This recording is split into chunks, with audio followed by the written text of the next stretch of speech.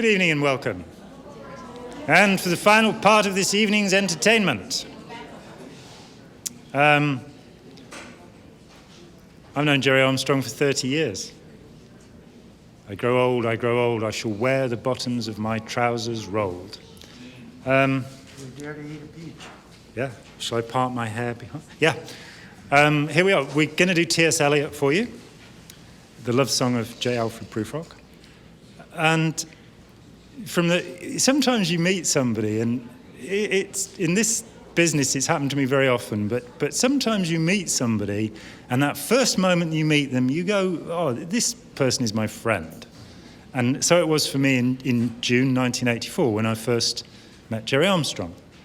Took him a bit longer, I think, about, 29 years? We've not spent much time together. We don't communicate very often, but I always have the same feeling. He came and stayed in my house for a few days a couple of years back, and it was, like having your brother come home. And people do mistake us for one another for obscure reasons which are completely unknown to me. Gerry is, for many people, a hero. He is an accidental hero, I'd like to point out. He didn't really intend to spend the rest of his life standing up to Hubbard. And he's often said to me, if they'd just stop fair gaming me, if they'd just get the message and leave me alone. And they won't, because, I don't know, maybe it's love. But they have a passion for Gerry Armstrong. And the notion of destroying Gerry Armstrong is an aspect of religious fervour to David Miscavige and his friends. Gerry's one of the most charming, truthful, meticulously accurate, embarrassed. He's one of my best friends. I just love the guy. So let's give him a big welcome.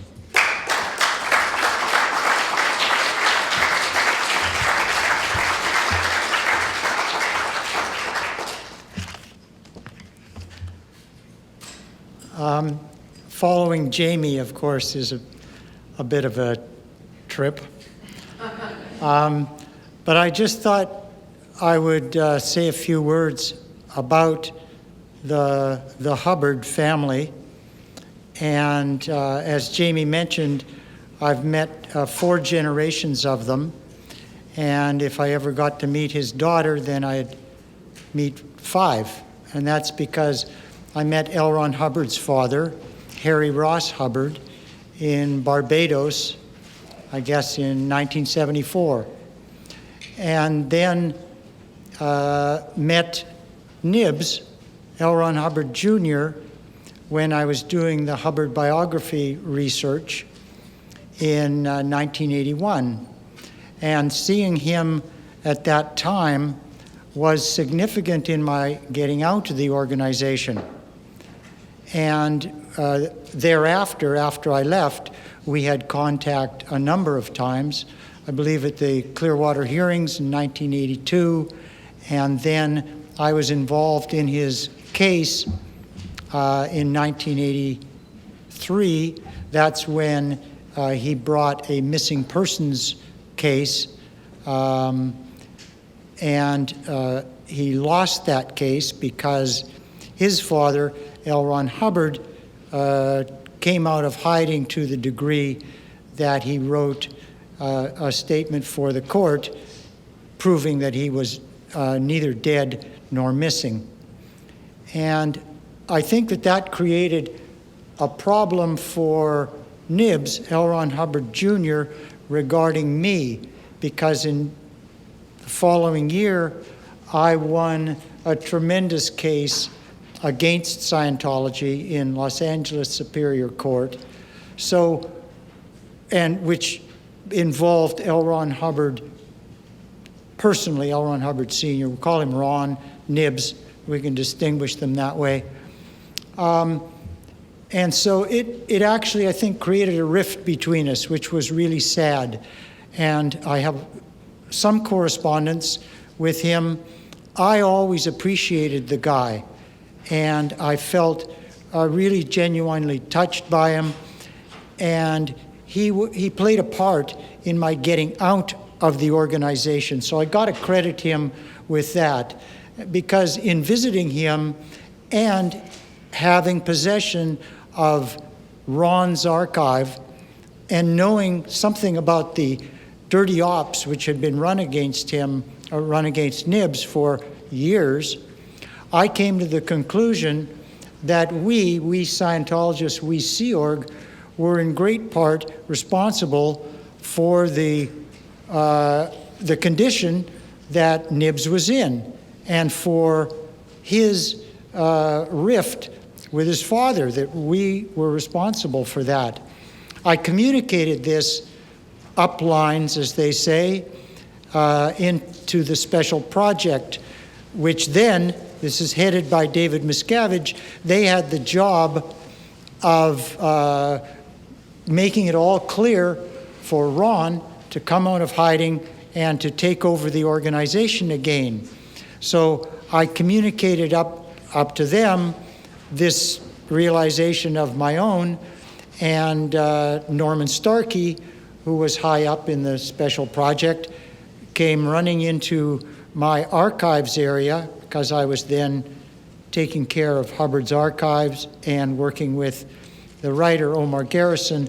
I've told you a bit about the Hubbard archives and accumulating those last time I talked. And he wanted to know, why was I defending Nibs? And so I explained to him, and we had like a bit of a verbal battle at that time. And he ordered me checked, security check you've heard all about. And somehow, good fortune, I was able to avoid the sec check, but that brought me to the realization that I could not stay in the organization, and I had to leave. And within a couple of weeks of that, I indeed did leave. So that's me and Nibs. And we spent a couple of days together as well. 1982, I guess it was, on Long Island at the home of the Rockefellers. One of the Rockefeller children was inside the cult and was being used by the Guardian's office. They had the contents of her PC folder, and I knew of this because of the work I was doing, so got to meet the Rockefellers, spend a couple of days at their place, and Nibs was there as well. And then, I followed Nibs' career, but up until Ron's death. And Nibs and I were represented by the same attorney, Michael Flynn of Boston, who also represented Alexis in a claim against the estate of Ron when he died. And Flynn, I believe, was totally right in bringing the probate case, even though Nibs lost it. It cost him a lot, which probably his fairly well-to-do attorneys ultimately paid because he was in no position to pay. But I think the loss hit him very hard, and I think he looked at me as some kind of competition, which was really unfortunate at that time because I really did genuinely like the guy. His father and I, we had, and still do, we have quite a psychic relationship. So I was his elemental for many years. And of course, I discovered his connections to Aleister Crowley, and I discovered them and was reading them at the very time that in 1980 he was writing his OT8 document. So little did he know that at that very moment Gerry was debunking him in my own mind at that time. But, he claimed in OT8 that he was finally giving up this secret that he'd kept very close to his chest, whereas I was reading at that very moment the secrets that he believed that he had kept hidden. So we had that psychic relationship.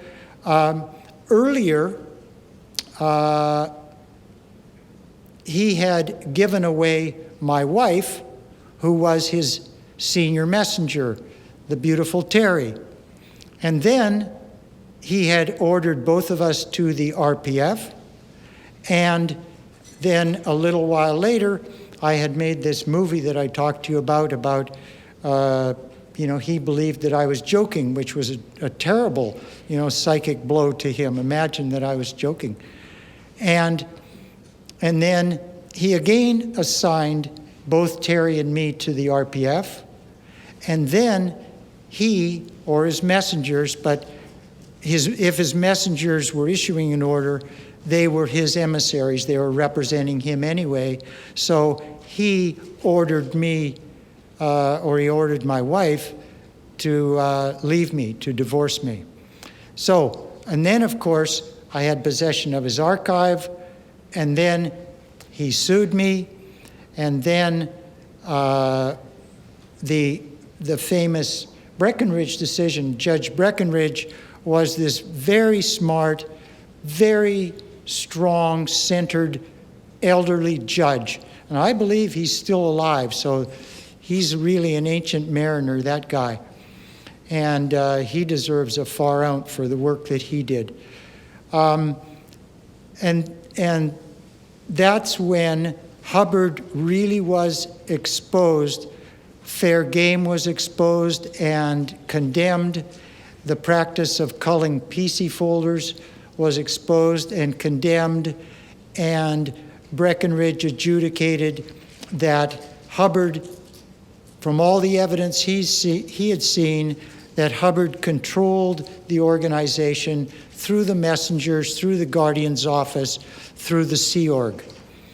And this, of course, was devastating because the Scientologists had done everything in their power to prevent that very thing from happening, from L. Ron Hubbard being seen as responsible for what he really was responsible for, because he really did run every aspect of it. He controlled every piece of Scientology. Just following the settlement, which was in December 1986, this was a global settlement arranged by my attorney, Michael Flynn. It was completely devastating. It was crushing to me. I was, of course, glad to be supposedly out of the litigation and have fair game end for the 20 litigants who were involved, and especially to have fair game end for Flynn, who had represented me very successfully, who was a good lawyer, and I considered at that time a very good friend. I learned a lot from Michael Flynn. Not only was I his client, but I worked for him in his office in Boston as his paralegal in his office. So I had a close relationship with Flynn, and just after the settlement, we were walking through the streets of Boston, and he turned to me and said, "Gerry, you killed him." And I went, "What?" "L. Ron Hubbard, you killed him."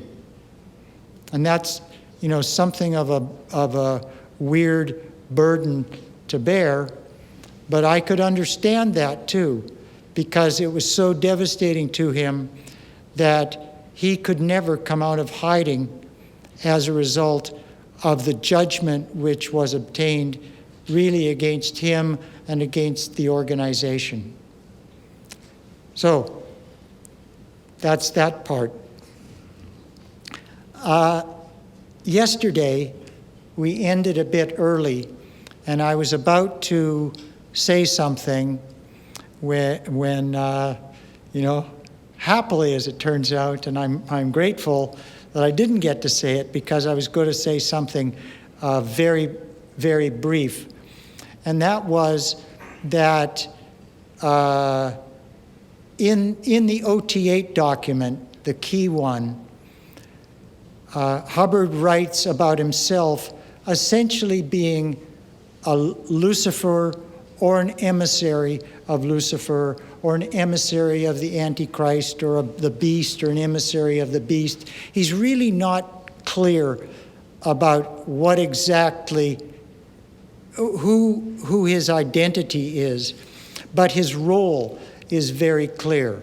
And I was just about to add a little discovery that I had made recently, which was that Aleister Crowley's holy guardian angel, the entity that he said dictated to him the Book of the Law, which is Crowley's most famous book. That's where Do What Thou Wilt, which has been discussed, came from, was an entity that is spelled Aiwass. There are various pronunciations for it. I'll just say I was. And in fact, Crowley was asked at one time who wrote the Book of the Law, or who was the source for the Book of the Law? And he said, I was. But I was, Crowley also writes, and this is a little obscure, is Lucifer. So Lucifer was Crowley's holy guardian angel. And Lucifer was the entity that Hubbard wrote that he was the emissary of. And that's just one other connection between Crowley and Hubbard. There have been a number of academics and others who've said there's no connection whatsoever. There's a lot of connections, and that is just simply one small one. Before I came here, I had written a letter or an article in response to a letter to the editor that Scientology attorney Monique Yingling had published in the Los Angeles Times. Her letter was in response to an op-ed article that Alex Gibney had published in the Los Angeles Times. And Monique Yingling has been involved. She is a key attorney in a number of Scientology matters, but particularly the IRS. So she was an attorney in the IRS, or at least in the tax department, and then she went to work for Scientology. And we have a personal relationship because she has written black propaganda about me and involved me in litigation against the IRS. She, along with Mark Rathbun and David Miscavige, filed probably 45 pages of lies and black propaganda about me, which ultimately obtained them their IRS tax exemption in 1993. And I invite everyone to go on to the website that my wife Caroline and I have created. It's called the Armstrong Op.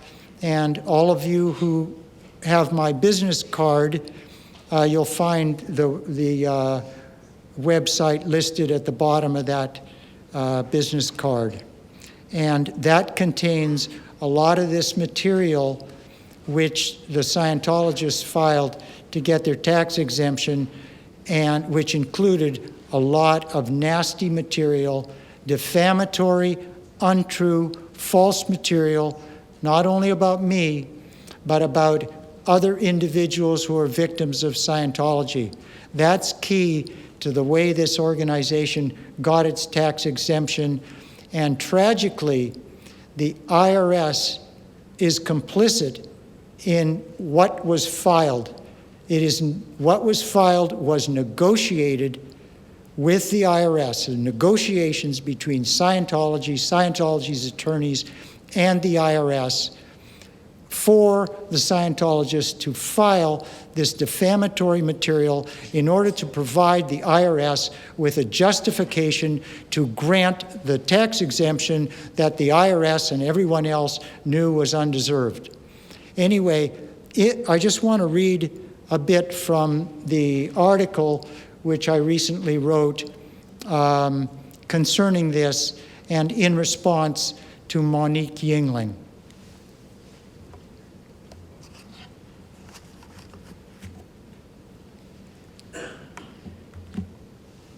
Theologically speaking, Scientology is a form of Luciferianism, which comes in many forms. And by the way, Dr. Beverly, you do not have Luciferianism in your encyclopedia of religions, but it definitely deserves a place. As early as 1952, Hubbard called himself the Prince of Darkness, and the religion is clearly rooted in Thelema, Aleister Crowley's Hermetic magic. Overtly, the cult calls its courses self-improvement, its teachings an applied religious philosophy, and founder Hubbard, mankind's greatest friend, a genius, an educator, a professional in 29 fields, a power. The Scientologists claim that among his many other firsts, prodigious discoveries, and superhuman accomplishments, he, quote, became the first to scientifically isolate, measure, and describe the human spirit, while objectively demonstrating spiritual potentials well in advance of scientific thought. All these things are aspects of Luciferianism. And Dr. Beverly mentioned over here last night that there is a positive aspect of Luciferianism. In fact, all of its followers clearly see it as completely positive. The Scientologists claim that by application of their, quote, spiritual technology, they have become superior beings and can give their subjects wildly increased intelligence, phenomenal knowledge and understanding, superhuman abilities, secular and psychic power, the never-before-achieved states of clear and operating Thetan or OT, exemplary characters, success, the way to wealth and happiness, and, quote, total freedom. The Scientologists profess sincere concern for the welfare of mankind and state their aims as a, quote, a civilization without insanity, without criminals, and without war, where the able can prosper and honest beings can have rights, and where man is free to rise to greater heights, end quote. The Scientologists preach ethics, honesty, and human rights. All these claims are also common characteristics or promises of Luciferianism. Any doubt about Hubbard and his religion's Luciferian nature was dispelled after his death when the Scientologists published his scriptural technical bulletin he called OT8, Confidential Student Briefing, in which he as much as confessed he was the, quote, Antichrist, representing the, quote, the forces of Lucifer. Aleister Crowley claimed that I was, whom he also identified as Lucifer, was his holy guardian angel, who had dictated to Crowley his most famous writing, the Book of the Law. And by the way, I sent this to Alex Gibney, and whose efforts to get the tax exemption revoked, I have a great deal of respect for. And I hope that he also would use my material and not be black PR'd about me so that he doesn't use it, because that has been the case. Hubbard wrote in OT8, there's a quote, "No doubt you are familiar with the Revelation section of the Bible, where various events are predicted. Also mentioned is a brief period of time in which an arch enemy of Christ, referred to as the Antichrist, will reign and his opinions will have sway. All this makes for very fantastic, entertaining reading, but there is truth in it. This Antichrist represents the forces of Lucifer, literally the light bearer or light bringer. Lucifer being a mythical representation of the forces of enlightenment, the Galactic Confederacy. My mission could be said to fulfill the biblical promise represented by this brief Antichrist period. Hubbard dated the bulletin May 5, 1980, a time when he was on the lam in Southern California, postulating his own death and evading government and private parties who were suing him or seeking his testimony in ongoing legal cases. In his scripture, based on what he implied was impeccable evidence, he blasphemed Jesus of the Christian Bible as an unsaintly, raging pederast. The ideal of Christ, Hubbard claimed, is part of an ongoing implant the Markabians laid in on humans 75 million years ago by carefully controlled genetic mutation.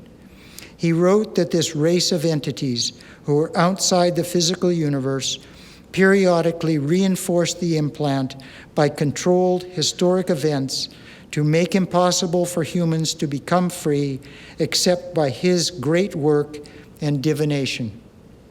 And great work is a Crowley concept, and it could be said that Scientology is both a working and Hubbard's great work. This is what he had to do to achieve the level of adept or magus. As megalomaniacal and deluded as Hubbard sounds in his OT8 bulletin, there is no doubt it is religious scripture. As demented as Scientology's theology or technology are, it is a religion. As has been shown, it is a form of Luciferianism. Because of its debased, wicked, or criminal sacraments, as you know, the Scientologists declare all of their activities religious. Fair game is a religious sacrament. Because of its debased, wicked, or criminal sacraments, it is properly categorized as black Luciferianism. Crowley, analogously, wrote that debased or wicked magic is properly classified as black magic. Black Luciferianism is perfectly compatible with Scientology's rapacious commercialism, deceit, fraud, hate, human rights abuses, sociopathy, and criminality. Scientology is an evil, criminal religion, but still a religion because the Scientologists determined that it is a religion organized for purely religious purposes. Their denial of their organization's Luciferianism and their attacks on people who expose its occult roots are indicators of its blackness. In Scientology, crass merchandising, hard sell, deceit, fraud, hate, incarcerations, slavery, the destruction of human rights and persons, financial ruination, using the law to harass, black propaganda, and many other antisocial and criminal activities are religious exercise or sacraments. The Scientologists lure good wogs, that's us, into their cult with the wonderful promises of white Luciferianism, and then handle and hold them with Hubbard's black Luciferian tech, and do their damnedest to turn them into tough, dedicated, glaring black Luciferians. While telling people their objective is to get everyone to think for yourself, the Scientologists compel cult personalities that must think as the cult head commands. Thinking for oneself or other intentionness is restrained and punished. While insisting that they are engendering virtuous or moral characters and behaviors in their members, the Scientologists actually instill the valuable final products, as they call them, of vanity, dishonesty, hypocrisy, perfidy, envy, pugnacity, malignity, and pusillanimity. And this is a letter I sent it to. That's 3 pages of a 16 or so page letter. The rest of it addresses IRS matters. But this is just because Miss Yingling had brought up Scientology's religiousness, and it really deserved a response. So that's it for that section of what I wanted to say. And if there are questions about that part of it, I'd be happy to answer them.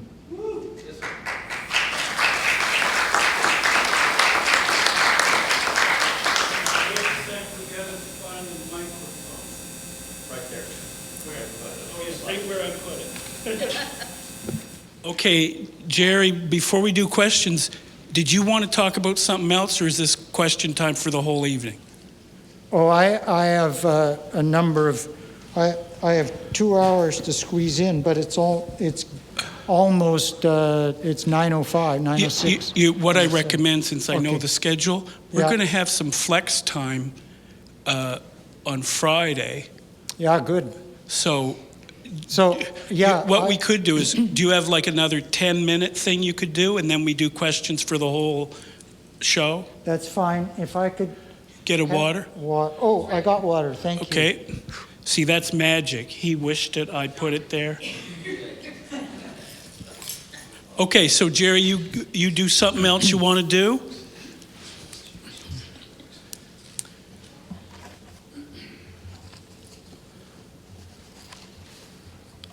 Or we can do a few questions while or do you want to get your paper? If you want to ask questions about the subject that I just covered, okay, that fine. would be great. Okay, excuse me. Okay. Okay, first of all, I wanted to thank you for mentioning the thing about, well, thank you for everything that you do, but thank you for the thing with Judge Breckenridge. I quote it all the time, and for anybody here, if you ever want to read it, that you can just type in Google Scientology + judges, and there's just a page full of quotes that are awesome. But Breckenridge's whole big quote is in there, the one that's really good. But my question is, and you may have already answered it, but I missed it. So it's just 1986, you said the global settlement was with Michael Flynn. What was that settlement? The settlement of just with you? This was the settlement. Mike Flynn, Boston attorney, represented a great number of clients. Okay. And everyone wanted the litigation to end. By that time, I had testified some 45 days in probably 20 lawsuits, and most of those 45 days are on cross-examination by Scientology's very high-priced, very, cut-and-hack kind of attorneys. So I was glad to have it end. I had hoped that it would end, I had for years. At the same time, I did not accept the document that they put in front of me as the conditions of settlement. But all of these other people, I was made sort of the linchpin in the litigation, and they were all desperate to get out of it. And so, especially Mike Flynn. So he himself had been a target of terrible fair game. I mean, they framed him and they threatened his family, and he believes tried to assassinate him. So he was desperate to get out. This is the 1986, and there were some 20 of us. And that Scientology's condition, which I'll get into it, turned out to be thereafter, they can say whatever they want about me, and I can't say one word in response. If I were to talk about what was then 17 years of my life, it was $50,000 per utterance. Even the saying of one word is $50,000. Now, my attorney, Flynn, assured me, Gerry, it's not worth the paper it's printed on. You cannot sign away those rights. It's legally unenforceable. Nevertheless, I have to get out of this. So go ahead and sign because it's unenforceable. And then subsequently, of course, they have found judges who would enforce this unenforceable contract.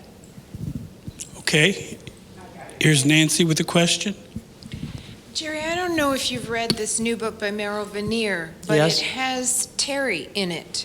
And during the IRS settlements in '93, there was this whole scheme, an op done on her, and that it got her and her husband out of the country for several years as they were negotiating.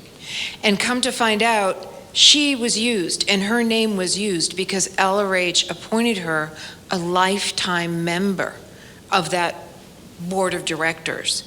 And in '93, she's in the paperwork as a lifetime, as one of the board of directors. So are you saying that they did not get her to sign an undated resignation? Obviously not, because they used, even though they knew she was out, they got her out of the country so the IRS couldn't ask her any questions, and her name is on those documents in Could be. '93. She has not come forward that I know of. It's in the book. Okay. I'm just saying it's Yeah. out. It's No, out now. I was aware of that lifetime trustee or whatever. Yeah. She was by LRH himself. Oh, I didn't know that, but It was in the '93, which of course I don't think Terry knew until this book just came out. Okay, thanks, Nancy. That's a very important point. Len, did you have a question? Okay, here's what we'll do. This guy's really sedate and quiet, so we'll let him, now that he's come out of his shell, he'll ask the question, then Len, then you do your last bit, and then we'll have one brief time for questions. I'll come to you, Mark, in the next section, and then we'll be out of here and we'll get a good night's sleep. Two quick questions. One, so it's $50,000 for every utterance, right, of L. Ron Hubbard, Scientology, or David Miscavige. If you stepped foot in America, how much do you think you would owe now? That's my first question. Think on that. And the second question is that if you did not find those boxes in that attic, what do you think about that we would never know about L. Ron Hubbard? What was undeniably only in those boxes in that one moment? If you would have destroyed him, what do you feel would have been lost forever?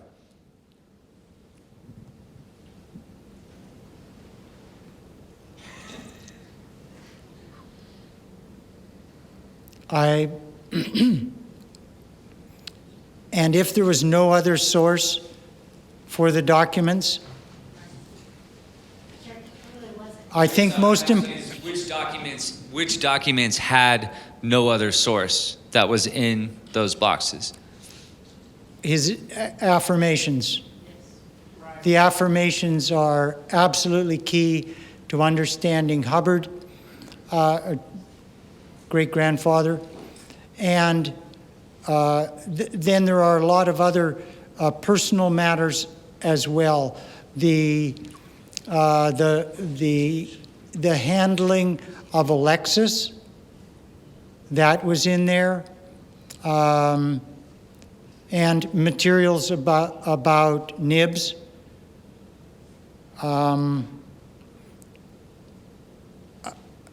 The blood ritual.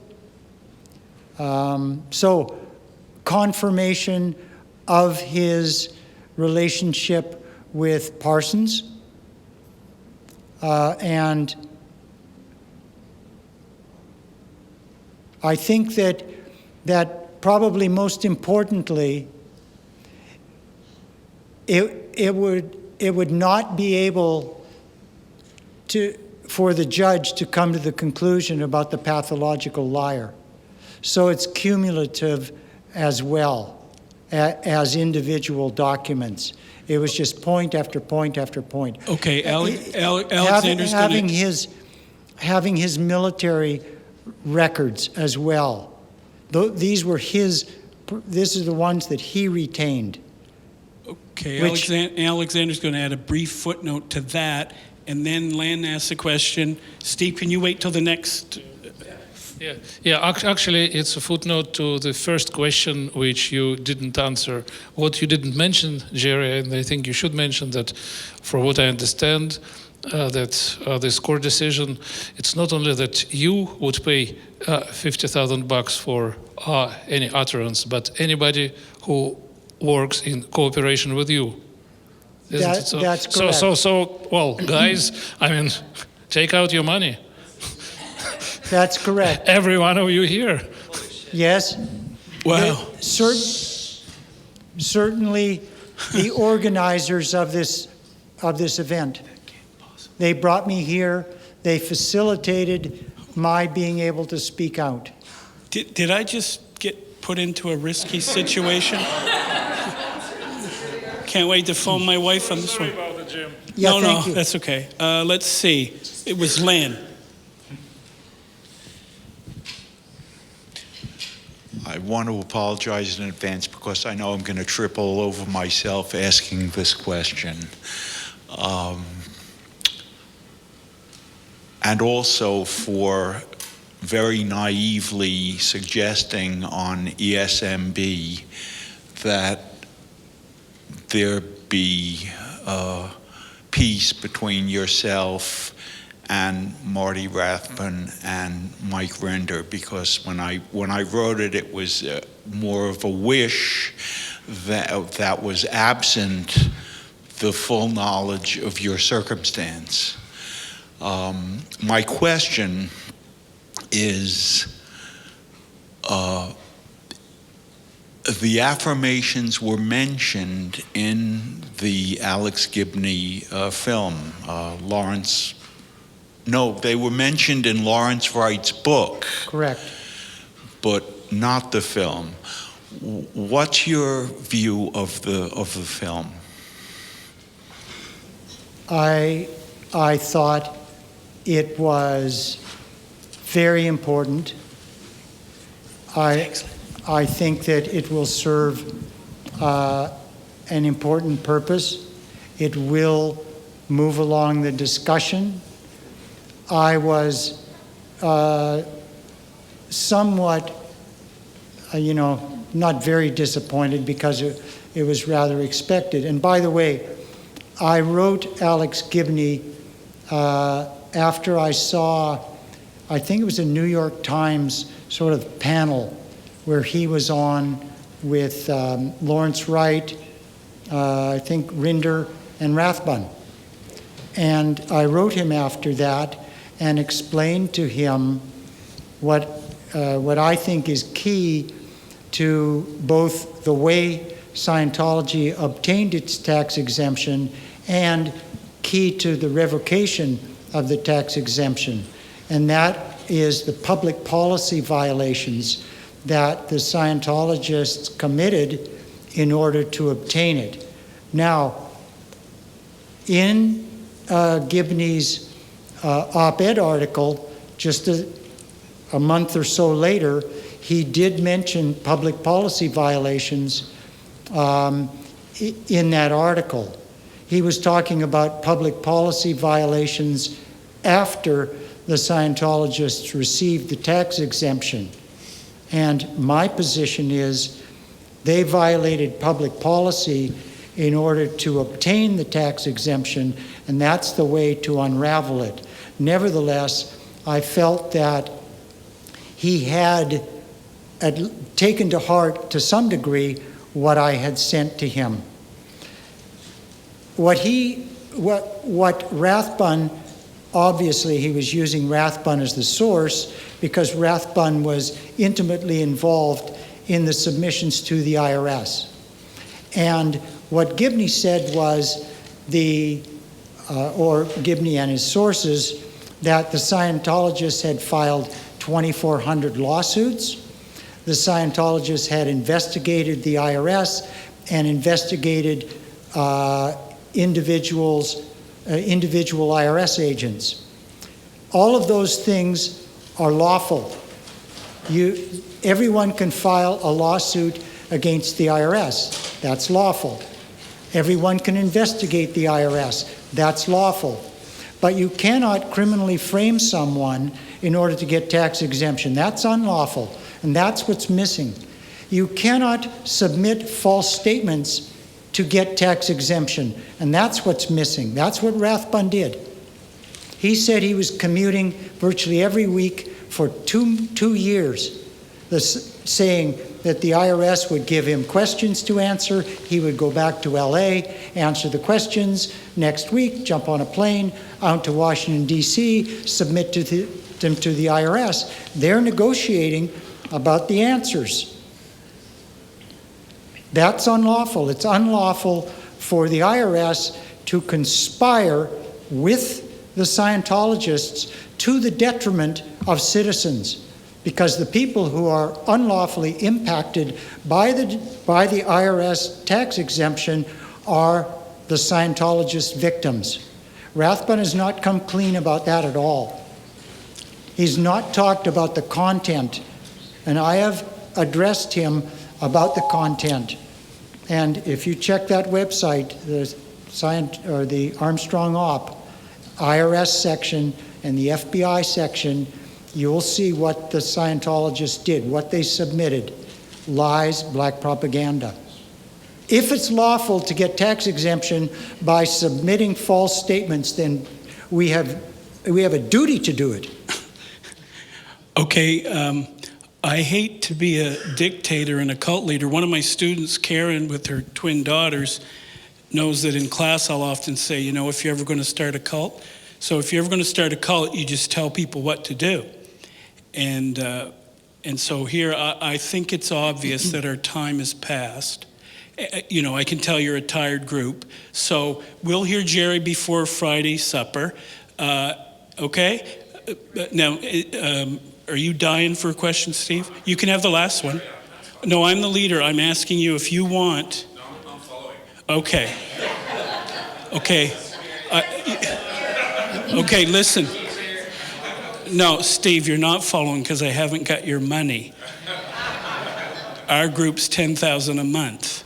Rich Australian journalist. Okay, Gerry. There's one gentleman over there. No, he's asked a lot of questions. I'm a dictator. It's over. Steve wanted to ask. How about this? He's a Torontonian, and I'd like him to ask a question. Who's that? Right in the front. Okay, all right. You can ask me later. Mark, you've asked a lot of questions. Yeah, what? No, Mark, you've asked a lot of questions. Yes, I know. I'm like that too. Okay, you can ask the last one. Thank you. Why did they give you access to those boxes? Did they not know the incriminating information, the damaging information that would be in them?